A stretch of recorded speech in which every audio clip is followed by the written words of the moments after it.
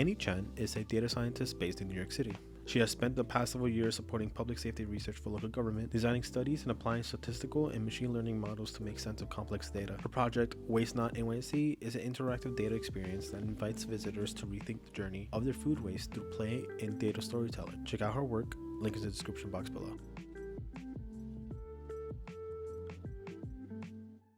Hello, this is Annie. So this is an interactive game with the goal of helping New Yorkers understand waste reduction in the city. So it's going to let you build a meal, sort your waste, and see how the actions you take can make a difference. If you want to hit start, I have this participant here. Yep, my name is David Wilson. Just back here, helping Anthony and all of them, and I'm going to be serving as the participant here.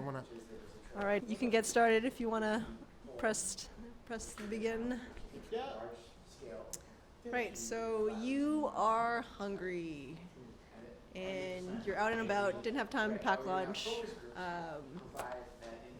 If you hit the choose your meal, it's going to bring up a menu of items. So you can just choose whichever one fits your stomach right now. Pizza. Okay. That has been a very popular choice, I guess, in New York. Yeah. Cheese, the classic. The classic. All right. You can click on that. And then if you would like something to drink as well, can't go wrong with that. Soda. And then here you're going to tap on that icon to mimic the consumption of your pizza. So you're taking bites out of that slice. All right, and then you don't have to finish it. You can leave some scraps. Oh no, I'm sorry. For this demonstration, you're actually pretty full. You can't finish your slice. So you're capped out at 85%. So you have 15% remaining in food scraps. If you want to hit continue. And then here is the game. There are 4 bins. You have 2 recycling bins, and then your compost and garbage bin. And then you're going to try to put all your food scraps and waste into the appropriate bin.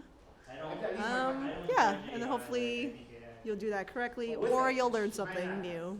All right, so let's start sorting.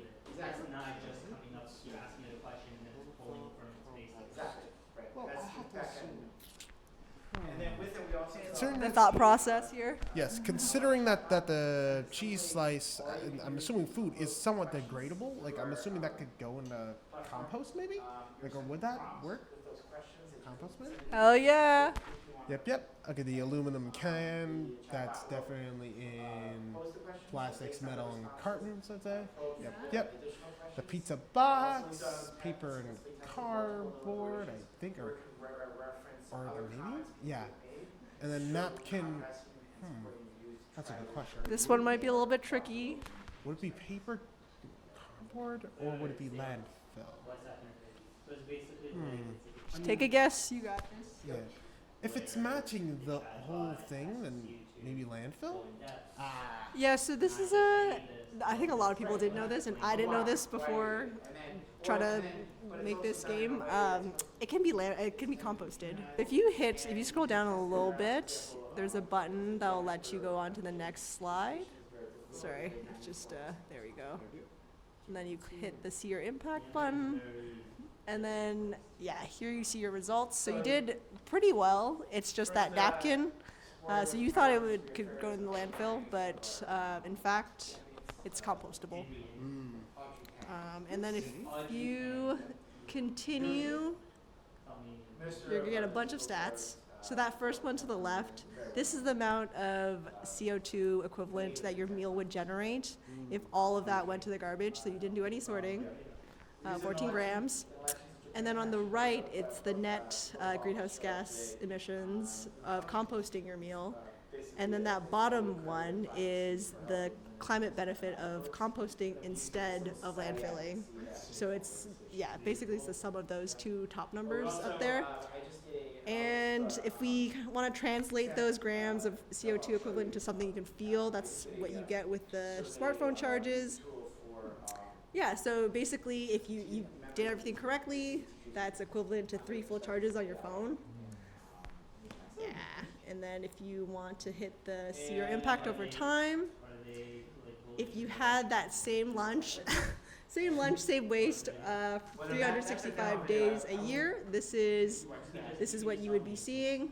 So if you drive, that's 17 miles driven a year. So Dan, what you're saying they'd be equivalent to like so you'd be saying that the whole amount, like if you were to eat the same meal over and over again and I were to make that same mistake, it would equal the equivalent of 17 miles driven per year. Right. If you did everything correctly, that's how much you would save. So since I messed up, it would be 5.3 kilograms. Well, actually, the 5.3 is if you didn't. If you put all of your waste into the landfill. So I don't disaggregate as much as I don't have like the middle ground as you, because you did half of them right, half of them not correct, but yeah, those are just the two extremes. This is a little bit more information. So the diversion rate tells you how much waste we're keeping out of the landfill because you're recycling and composting and reusing. And so if you go to the next slide, just giving you the formula. So mathematically, it's just the share of the total collected material that's recycled or composted. Higher diversion rate means more resources are being recovered and fewer greenhouse gases are released from the landfills. Nice. Maybe next slide. And then, if you want to go back to the previous one, it's okay. Yeah, so remember you had that one item wrong, the napkin. So that's where that was your downfall there, but otherwise still pretty good, 75% diverted of your waste. If you hit the next button, you'll see how you did compared to the rest of New York. In 2025, the citywide diversion rate in New York City is 20%. By composting your food waste instead of sending it to landfills, you're contributing to New York City's sustainability goals and helping reduce harmful greenhouse gas emissions. So they scored like 20%. Yeah, so it's pretty bad. It's pretty bad in New York. That's just the average for 2025. Hit the next slide. I have a comparison of New York versus other North American cities. So if you, Right. So San Francisco has one of the older programs in the U.S., which is why their diversion rate is pretty high. They started their program, I think, in 2009. So you know the habits are there. People know that composting is a thing, and New York has to catch up. So I have a couple more slides left. The next one is we're breaking it down, the diversion rates by borough. It's not that different, but you'll see that Queens has a little bit of a higher rate because they started a little bit earlier. The rollout in Queens was. I'm from Staten Island, so. Okay. I mean, you guys are doing fairly well. I'm not sure. It's the highest. I'm like, yeah, I mean, kind of. Oh yeah, everybody in Staten Island composts. Oh yeah, I think it's a culture there. Before the composting program that New York City kind of like implemented, like a lot of people would take their scraps. There's a local church like in the center of Staten Island that would do composting initiatives and stuff like that. Okay, so yeah, we have anecdotal evidence that culturally Staten Island there's a strong habit of composting. So maybe the next one you will see a more detailed map. You see the NYC map? Sorry. And this will show you a little bit more, with a little bit more granularity, who's composting in which neighborhood. It's a little bit wonky. Yeah. Where do you live? Do you mind me asking? Oh, you're in Staten Island. Here, yes, I live right Okay, you're like you guys are kind of middle of the pack. Yeah, not doing too poorly. Higher relative to the rest of New York, but still pretty low relative to other cities. That was the end of the demo. If you just continue, click continue, and that should wrap up.